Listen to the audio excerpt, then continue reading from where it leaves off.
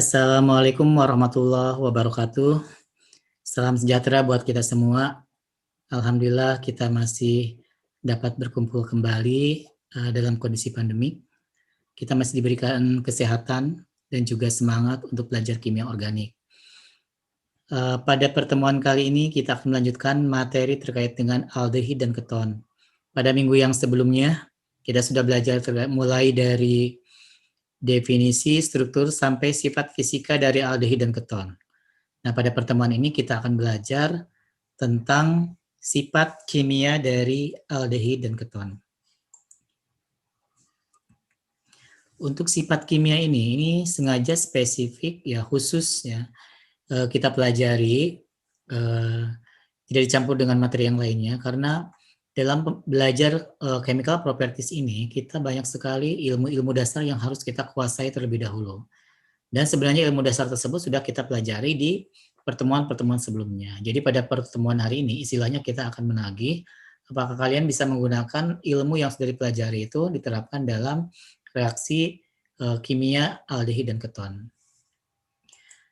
Nah, sifat kimia dari aldehid dan keton itu sangat ditentukan oleh keberadaannya gugus karbonil. Nah, berdasarkan gugus karbonil ini, aldehid dan keton dapat mengalami reaksi-reaksi. Yang pertama, reaksi reduksi, reduction of aldehydes and ketone. Reaksi yang kedua mengalami reaksi oksidasi. Nah, oksidasi ini salah satu ciri khasnya itu adalah menggunakan suatu oksidator. Dan di sini ada dua kategori ya, ada oksidator kuat dan juga ada oksidator lemah. Oksidator kuat contohnya ada Na2, Cr2O7 atau natrium dikromat, ada kalium dikromat dan juga ada kalium permanganat ya. Kemudian untuk yang oksidator lemah, jadi mild ini kita sebut artikan lembut atau lemah ya. Ini ada Tollens region, Pehling region dan juga Benedict region serta Lobscool. Nah, Lobscool ini biasanya diganti dengan huruf LS untuk memudahkan dalam pengucapan ya, atau untuk lebih singkat. Reaksi yang ketiga itu bisa mengalami reaksi adisi. Nah, adisinya, senyawa pengadisi yang akan kita bahas ini, yang pertama ada hidrogen cyanide atau HCN, ada sodium bisulfit, NaHSO3, ada grignard region dan juga ada alkohol. Ini sebenarnya oksidator dan pengadisinya itu banyak sekali ya, cuma kita pilih yang sering digunakan atau yang penting-pentingnya saja. Ini yang akan kita bahas pada pertemuan ini. Nah, sebelumnya kita coba untuk berpikir mundur ya terhadap materi yang sudah pernah kita pelajari pada waktu kelas 10 atau pada pertemuan-pertemuan sebelumnya ya. Yang pertama kita ingin membedakan ini oksidasi dan reduksi itu apa gitu ya. Nah, ini saya coba rangkum perbedaan reaksi oksidasi dan reduksi berdasarkan ilmu yang sudah dipelajari pada masa yang lalu atau pertemuan sebelumnya. Yang pertama dalam hal elektron. Jadi untuk oksidasi ini dia kehilangan elektron, reduksi memperoleh elektron atau reaksi dengan elektron. Oksidasi kenaikan bilangan oksidasi, reduksi penurunan bilangan oksidasi. Oksidasi losing hidrogen atau kehilangan hidrogen. Kalau reduksi memperoleh hidrogen atau reaksi dengan hidrogen. Yang keempat ada release energy. Jadi untuk yang oksidasi melepaskan energi. Kemudian untuk yang reduksi itu menyimpan energi atau membutuhkan energi. Untuk oksidasi yang kelima pembedanya adalah using oxidizing agent. Kemudian kita sebut sebagai oksidator. Sementara di reaksi reduksi kita menggunakan reducing agent atau reduktor. Nah, kemudian yang kedua kita akan di sini mencoba kita memberikan penekanan pada nomor 3. Ini artinya kita ingin melihat bahwa reaksi oksidasi itu bisa ditunjukkan oleh reaksi dengan hidrogen atau reaksi kehilangan hidrogen dalam reaksi kimia organik. Kemudian juga yang kedua bisa dilihat dari dia menggunakan oksidator atau menggunakan reduktor. Nah, berikutnya yang kita pelajari lagi adalah yang kedua. Kalau tadi yang pertama kita perbedaan oksidasi dan reduksi. Ini yang summary yang kedua sebagai pengantar. Kita belajar tentang reaksi-reaksi umum yang terjadi pada reaksi reduksi dan juga pada oksidasi untuk senyawa-senyawa yang umum atau yang kita pelajari pada semester genap. Nah, ini dimulai dari asam karboksilat atau carboxylic acid. Ini bentuk oksidasi tertinggi ya. Kita coba tuliskan juga rumus strukturnya supaya kita lebih menjadi terbiasa ya. Karena kita kemarin belajar functional group satu pertemuan latihan sekali itu masih belum cukup, sehingga kita perlu membiasakan untuk mengingat gugus fungsi yang sudah pernah kita pelajari. Ini asam karboksilat, ini red ini artinya dia mengalami reduksi. Kemudian kalau kita sudah punya reduktornya secara khusus, maka di sini rednya ini bisa dihilangkan, diganti dengan reduktor yang ada. Nah, sini asam karboksilat direduksi akan menjadi aldehid, aldehid direduksi akan menjadi alkohol primer. Ini asam karboksilat RCOH, aldehid RCOH, alkohol primer RCH2OH. Nah, ini terus gimana mengubah dari asam karboksilat langsung menjadi alkohol primer? Bisa apa tidak? Bisa ya. Jadi kita bisa menggunakan suatu reduktor yang kuat ya. Jadi dari asam karboksilat bisa langsung menjadi primary alkohol. Kemudian keton kalau dioksidasi lagi, kalau direduksi akan menjadi alkohol sekunder. Bedanya primer dan sekunder sudah pernah kita pelajari ya. Jadi pada C yang mengikat OH-nya itu ada 1 hidrogen untuk sekunder, kalau untuk primer ada 2 hidrogen. Nah, kita coba berikan penekanan, ini adalah yang harus kita ingat di pertemuan ini, bahwa aldehid direduksi menjadi alkohol primer, keton direduksi menjadi alkohol sekunder. Mudah sekali ya untuk mengingatnya. Berikutnya untuk reaksi oksidasi. Ya. Sini kalau tadi dari reduksi itu dari mulai bentuk oksidasi tertinggi. Kalau kita untuk reduksi untuk oksidasi adalah bentuk oksidasi terendah ya. Berarti di sini ada mulai dari alkohol primer. Alkohol primer kalau dioksidasi akan menghasilkan aldehid. Aldehid dioksidasi akan menghasilkan asam karboksilat. O ini adalah simbol oksidasi. Jadi oksidasi itu adalah kebalikan dari reaksi reduksi. Kalau tadi di reaksi reduksi, carboxylic acid direduksi jadi aldehid, aldehid direduksi jadi alkohol primer. Sekarang dibalik, alkohol primer dioksidasi menjadi aldehid, dioksidasi lagi menjadi carboxylic acid. Nah, oksidatornya ini, kalau sudah spesifik, ini bisa diganti dengan oksidator-oksidator yang kita gunakan nanti ya, untuk baik yang kuat ataupun yang lemah. Nah, terus gimana caranya dari alkohol primer bisa nggak menjadi asam karboksilat? Bisa ya. Kalau tadi pada saat reaksi reduksi dari asam karboksilat menjadi alkohol primer itu menggunakan reduktor yang kuat. Nah, kalau di sini kita menggunakan oksidator yang berlebih. Oksidator kuat yang berlebih. Nah, kemudian alkohol sekunder dioksidasi menjadi keton. Keton dioksidasi lagi tidak mengalami reaksi.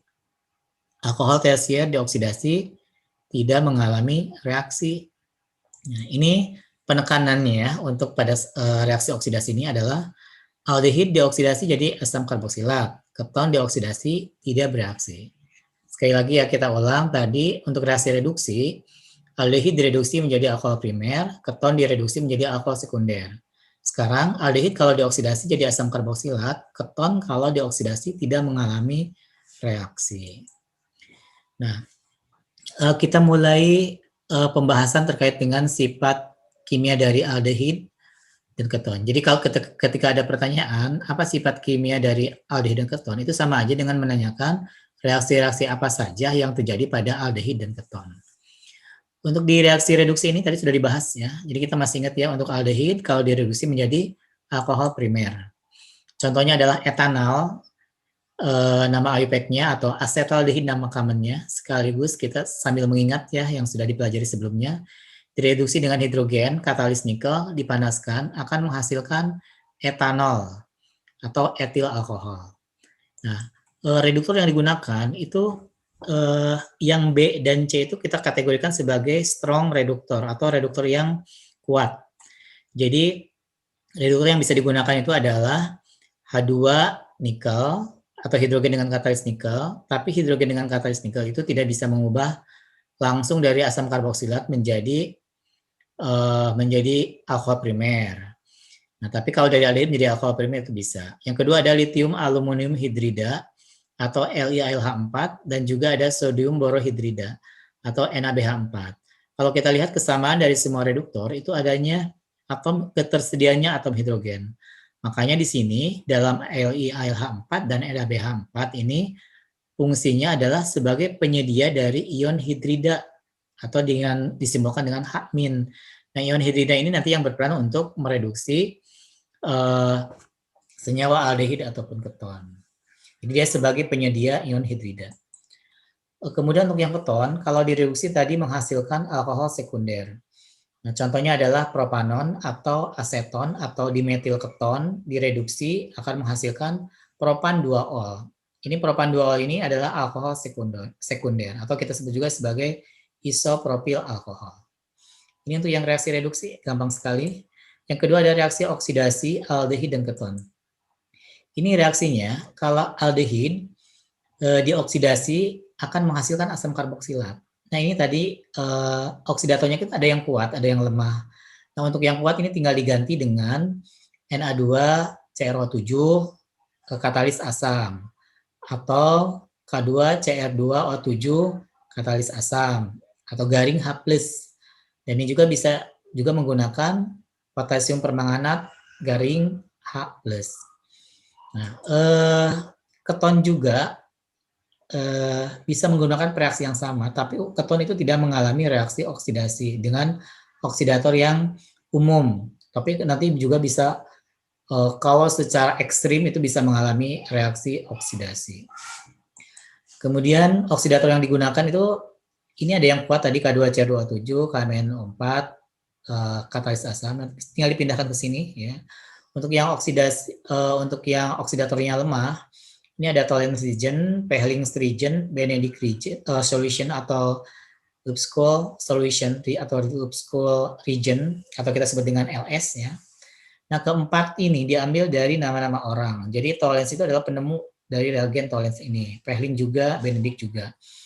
Nah keempat senyawa ini biasanya digunakan dan dikembangkan untuk mendeteksi ada atau tidaknya aldehid atau membedakan antara aldehid dan keton. Jadi kalau aldehid pasti bereaksi dengan reagen ini, sementara keton tidak. Nah, bagaimana cara kita melihat dia bereaksi dan tidaknya? Kita lihat pada slide berikutnya.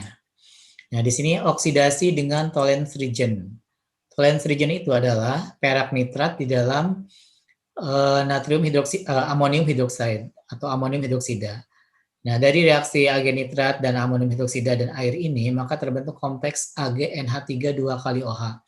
Ini disebut juga dengan reagen Tollens ya.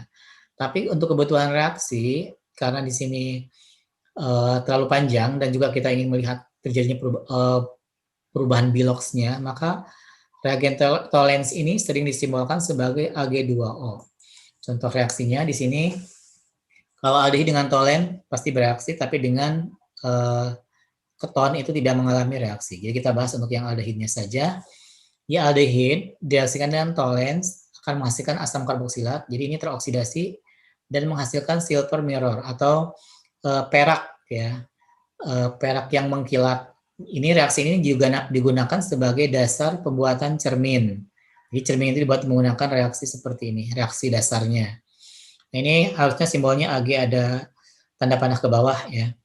Nah, bagaimana cara menunjukkan ini suatu reaksi oksidasi ya? Kita bisa lihat perubahan bilox. Misalnya di sini agak Ag2O, di sini Ag-nya muatannya +1, sementara di sini Ag-nya muatannya 0.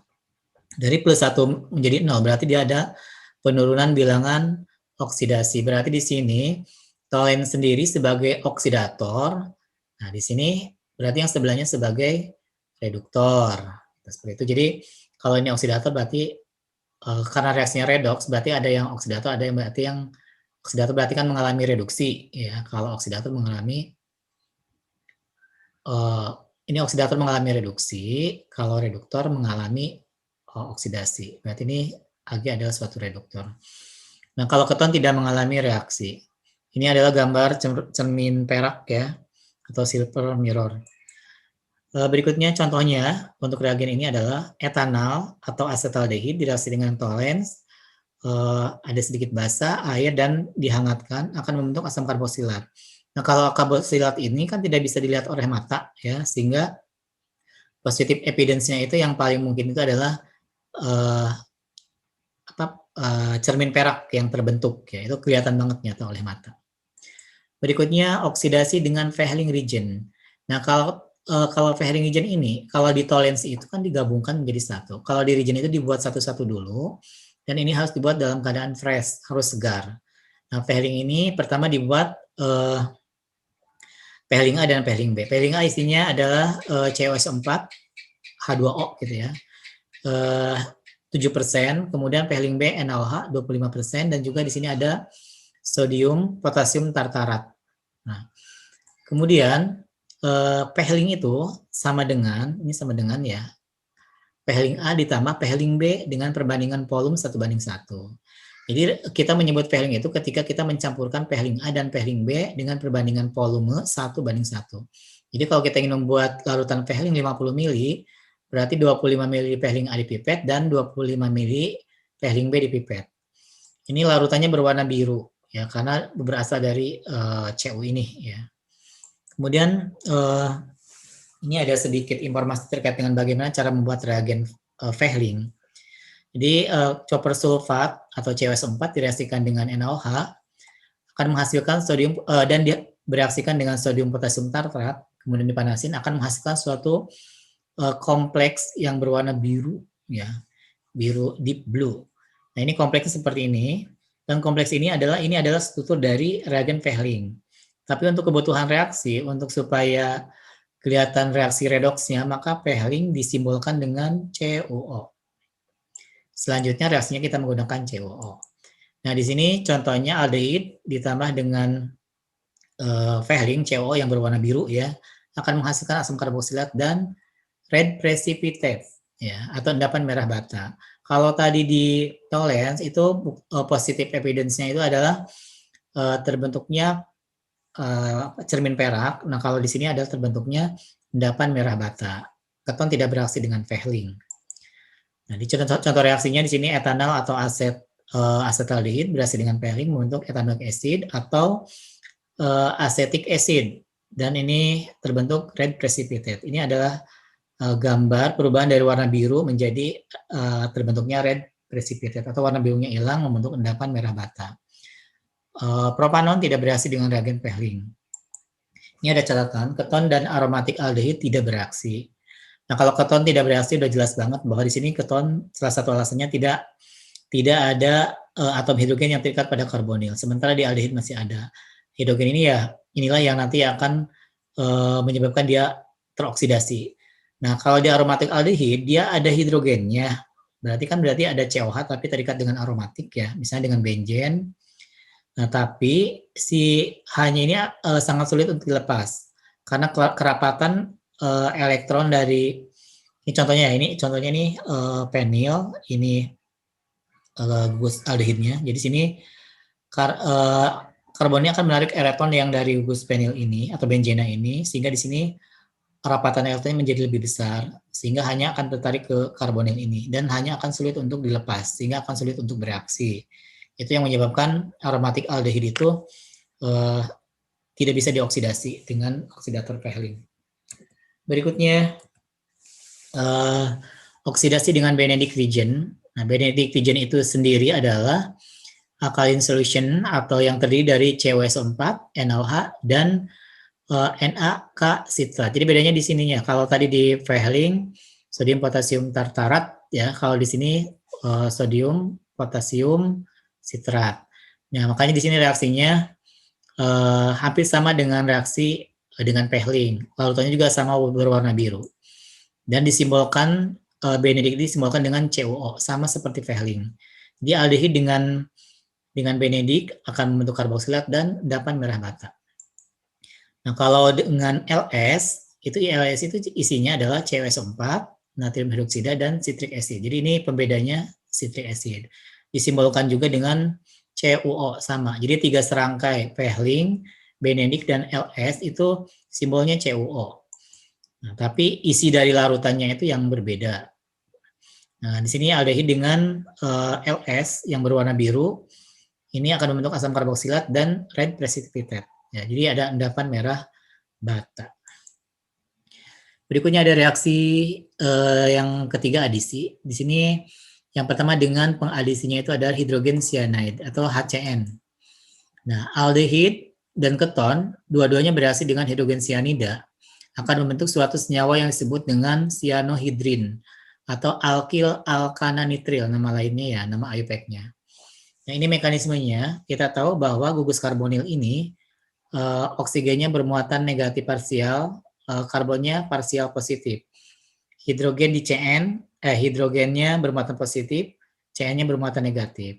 Seperti hukum alam bahwa muatan positif akan menyukai negatif sehingga hidrogen akan menuju ke oksigen.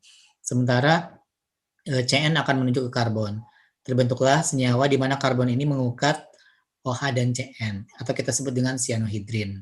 Jadi cyanohidrin ini adalah senyawa organik di mana mengandung karbon yang mengikat hidroksi dan nitril atau cyanida pada atom karbon yang sama. Nah, itu kita sebut dengan cyanohidrin. Nah, berikutnya contoh reaksinya. Cara memberikan namanya yang paling mudah adalah dengan menggunakan kata-kata cyanohidrin. Jadi asetaldehid atau etanol direaksikan dengan HCN, nanti namanya menjadi asetaldehid cyanohidrin. Ini kita lihat bentuknya ya. Jadi CH3, C mengikat OH dan C mengikat CN. Nah, kemudian di sini kalau aseton atau propanon atau dimetilketon direaksikan dengan HCN, maka akan terbentuk aseton cyanohidrin. Ini lebih gampang penamaannya. Berikutnya adisi dengan sodium bisulfit. Nah, aldehid dan metilketon bereaksi dengan larutan sodium bisulfit. Nah, kenapa hanya metilketon saja? Jadi semua aldehid bereaksi, tapi untuk yang metilketonnya itu, untuk yang keton hanya metilketon. Ini ada hubungannya dengan halangan sterik. Jadi kalau alkil yang terikat dengan gugus karbonilnya lebih dari satu, kalau ini kan CH3CO CH3. Nah, kalau misalnya alkilnya adalah etil di etil keton gitu ya. Nah, ini maka adanya gugus alkil tersebut akan menghalangi sodium bisulfit untuk mengadisi gugus karbonil. Jadi di sini berperan sebagai, di sini peranannya adalah si alkil itu adalah menghalangi proses adisi ya. Nah, kita sebut sebagai steric hydrans atau di halangan sterik ya. Nah, ini membentuk suatu produknya adalah suatu senyawa berbentuk padat yang berwarna putih. Nah, ini reaksinya gugus karbonil NaSO3H, Na positif, SO3H-nya negatif. Jadi Na ke oksigennya, SO3-nya ke karbon. Nah, terbentuklah seperti ini senyawanya, tetapi ternyata senyawa ini tidak bisa diisolasi, artinya manfaatnya kurang, sehingga dia akan mengalami penataan ulang. Jadi ada pertukaran antara sodium dengan hidrogen, jadi hanya ke atas, Na-nya ke bawah. Sehingga yang atas menjadi OH, yang bawah menjadi SO3 Na. Nah, ini contoh reaksinya. Asetaldehid atau etanol direaksikan dengan sodium bisulfit akan menghasilkan asetaldehid bisulfit. Ini adalah cara paling mudah. Ini tulisannya ini pakai I ya. Kemudian di sini aseton direaksikan dengan natrium bisulfit akan menghasilkan aseton bisulfit. Ini malah kurang H-nya. Nah, ini atau nama IUPAC-nya natrium hidroksi propana sulfonat. Nah, ini reaksi yang ketiga, ada adisi dengan reagen lignat. Ini reaksinya sangat menarik sekali. Jadi sebenarnya target dari reaksi ini adalah kalian bisa memprediksikan starting material atau produk dengan cepat, gitu ya. Mungkin dalam hitungan 1 detik. Kalau kita bahas ini mungkin lama prosesnya, tapi nanti kita akan bisa menjawab pertanyaan-pertanyaan terkait dengan reaksi adisi oleh Grignard Dijen itu dengan cepat. Nah, kita mulai mekanismenya. Di sini ada gugus karbonil, bisa berasal dari aldehid ataupun keton, direaksikan dengan RMGX atau Grignard Dijen. R-nya negatif, Mg-nya positif. Jadi yang negatif dari R masuk ke karbon, yang positif Mg-nya ke oksigen. Sehingga terbentuk senyawa OMGX ya, atau gugus OMGX. Kemudian R-nya masuk ke C ya. Nah, ketika dihidrolisis, dan ini juga maksudnya ini kurang manfaatnya. Nah, ketika dihidrolisis dengan H2O, maka H2 itu kan menjadi H plus dan OH min. H plusnya akan masuk ke oksigennya, OH minnya dengan MgX-nya. Sehingga yang atas dengan menjadi OH, kemudian yang MgX dengan OH-nya lepas sebagai MgXOH atau MgOHX ya bisa gitu ya. Nah, ini kalau kita lihat produknya adalah suatu senyawa alkohol. Yang menentukan dia alkoholnya primer, sekunder, dan tersier itu adalah tergantung dari bahan bakunya apakah aldehid atau keton. Nah, ini cara mengingat yang paling gampang bahwa kalau bahan bakunya formaldehid, berarti aldehid yang C-nya 1 atau metanal. Ini ada tulisan 1 RMGX 2 H2O. Ini artinya ini ada dua tahapan reaksi. Yang pertama direaksikan dulu diadisi dengan RMGX, kemudian hidrolisis dengan H2O. Jadi kalau bahan bakunya formaldehid, hasilnya adalah alkohol primer. Kalau aldehid berarti mulai dari asetaldehid atau etanal, maka produknya adalah alkohol sekunder. Kalau bahan bakunya keton, maka produknya alkohol tersier. Atau dengan kata lain, alkohol primer dibuat dari formaldehid dan grignardisen. Alkohol sekunder dibuat dari aldehid dan grignardisen, dan alkohol tersier dibuat dari keton dan grignardisen. Nah, ini contohnya ya untuk membuktikan bahwa di sini kalau aldehidnya hanya 1 C-nya akan menghasilkan alkohol primer. Metanal atau formaldehid direaksikan dengan CH3MgBr akan membentuk senyawa seperti ini, kemudian dihidrolisis akan membentuk CH3CH2OH. Nah, CH3CH2OH kalau kita luruskan bentuknya ya sama dengan etanol atau etil alkohol, dan dia adalah termasuk ke dalam alkohol primer. Nah, kalau bahan bakunya etanal atau kita sebut dengan aldehid atau asetaldehid ya, direaksikan dengan CH3MgBr akan menghasilkan alkohol sekunder. Dengan proses yang sama ya, kita bisa memberikan namanya ini propan 2-ol atau isopropil alkohol. Nah, untuk yang propanon dan aseton kita menggunakan mekanisme yang sama dengan formaldehid dan aldehid menghasilkan suatu alkohol tersier. Nah, karena bentuknya sudah fix ya, ini kita sebut namanya menjadi 2-metil propan 2-ol atau T-butil alkohol atau neobutil alkohol. Nah, ini ada satu cara ya, satu pertanyaan gimana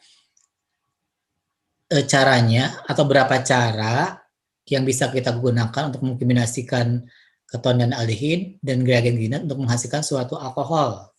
Jadi kalau tadi di sebelumnya kita ada grignardnya ada, aldehidnya ada, alkoholnya apa? Kalau sekarang dibalik ya, jadi alkoholnya ada, bahan bakunya apa? Jadi mundur, kita sebut dengan retrosintesis. Nah, ini ada suatu senyawa yang ingin kita buat itu adalah butan 2-ol. Nah, jadi pertanyaannya berapa cara untuk membuat butan 2-ol? Kita yang pertama kita lihat itu dari butan 2-ol. Butan 2-ol itu termasuk ke dalam alkohol sekunder. Tadi kalau alkohol sekunder berarti bahan bakunya adalah suatu senyawa aldehid atau other aldehid. Nah, caranya untuk menentukan caranya seperti apa? Yang pertama kita tandain dulu alkilnya. Yang pertama alkil yang terikat dengan OH, yang kedua sisa alkilnya. Nah, yang ada OH-nya itu nanti akan menjadi aldehid, yang tidak ada OH-nya menjadi grignardisen. Aldehidnya apa? Aldehidnya berarti yang C-nya 2, jadi CH3COH. Nah, ini CH3COH, kemudian grignardnya adalah CH3CH2CH2Br. Jadi ini cara yang pertama. Cara yang kedua, kita tandain juga sama. Nah, sekarang alkilnya yang sebelah kanan. Nah, ini menjadi aldehid, ini menjadi grignard. Maka produknya adalah aldehidnya seperti ini yang C-nya 4, kemudian grignardnya yang C-nya 1 atau metil magnesium bromida. Atau kalau dengan cepat banget gitu dalam hitungan detik banget gitu ya. Maka kalau kita menanyakan cara, yang paling kita lihat itu kita fokus pada C yang mengikat OH. Nah, C yang mengikat OH itu mengikat alkil yang sama atau beda? Ternyata yang sebelah kiri propil, yang sebelah kanan metil, berarti ada 2 alkil yang berbeda, berarti 2 cara. Kalau di sini ternyata ada metil lagi, berarti tetap 2 cara, dihitung 2 cara karena ini sama metil. Kalau di sini ada etil, berarti 3 cara, metil, etil, dan propil. Itu cara cepatnya. Terakhir ada adisi alkohol. Nah, adisi alkohol kita mulai dari yang aldehid dulu ya. Jadi kalau aldehid diadisi dengan alkohol itu kan sifatnya slightly acid. Jadi ya di sini yang mudah lepas itu adalah hidrogennya. Jadi hanya nanti menuju H+-nya menuju ke O, RO-nya menuju ke C, sehingga terbentuk di sini C-nya jadi R, COH, dan di sini OR-nya ke karbon menjadi OR. Nah, ini kita sebut sebagai suatu senyawa hemiasetal. Kalau hemiasetal direaksikan dengan alkohol lagi, maka akan membentuk suatu senyawa asetal. Perubahannya adalah yang OH ini bereaksi dengan H+, melepaskan sebagai air, kemudian sini OR-nya masuk ke karbon, sehingga sini OR-nya ada 2. Jadi hemiasetal OR-nya 1, kalau asetal OR-nya 2. Jadi kita bisa simpulkan bahwa suatu senyawa hemiasetal itu adalah senyawa organik yang dimana atom karbonnya itu terikat dengan gugus hidroksil 1 dan gugus alkoksi. OR kita sebut sebagai alkoksi, itu hemiasetal. Dimana sebelah kirinya adalah R dan H. Nah, ini kalau hemiasetal ini dia bahan bakunya adalah aldehid yang direaksikan dengan alkohol. Contohnya di sini etanol dengan metanol membentuk CH3 COH, ini OCH3 ini H. Namanya 1-metoksietanol. Kemudian direaksikan lagi dengan alkohol membentuk suatu senyawa asetal. Jadi alkoksinya ada 2, metoksinya ada 2. Jadi kita sebut sebagai 1,1-dimetoksietanol. Ini contoh reaksinya. Nah, kalau keton itu sama mekanismenya. Jadi kalau dengan alkohol yang pertama tadi aldehid menghasilkan hemiasetal, maka keton menjadi hemiketal. Kalau misalnya hemiketal direaksikan lagi dengan alkohol akan membentuk ketal. Ini kelebihan huruf A ya. Di keton direaksikan dengan alkohol membentuk hemiketal, hemiketal direaksikan lagi dengan alkohol membentuk ketal. Sama ya formatnya, cuma kalau di aldehid ininya H, kalau di keton ininya R ya. Nah, jadi hemiketal dia ada 1 hidroksi ya, ada 2 R, ada 1 OR. Ini bukan 2 OR ya, 1 OR. Ini hemiketal. Nah, kalau ketalnya ini ada 2 OR. Sama seperti yang tadi ya. Kalau hemiasetal OR-nya 1, kalau asetal OR-nya 2. Kalau hemiketal OR-nya 1, ketal OR-nya 2. Yang membedakan antara hemiketal dan hemiasetal adalah sumbernya.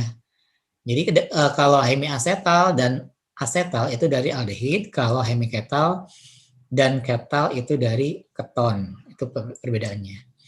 Ini contoh reaksinya ya. Propanon direaksikan dengan metanol membentuk 2-metoksipropan-2-ol. Ini suatu senyawa hemiketal karena dia dari keton. Kemudian di sini ada 2,2-dimetoksipropana. Dia adalah suatu senyawa ketal. Jangan sampai ketukar ya. Jadi sekali lagi ralat ya, ini 1 OR, harusnya mah yang 2 itu adalah R-nya bukan OR-nya. Itu saja yang bisa saya sampaikan. Nanti ada latihannya dalam bentuk kuis. Silakan dipelajari videonya. Semoga kalian dimudahkan dalam mempelajari kimia organik, materi aldehid dan keton, khususnya sifat kimia dari aldehid dan keton. Terima kasih. Saya sampaikan Assalamualaikum warahmatullahi wabarakatuh.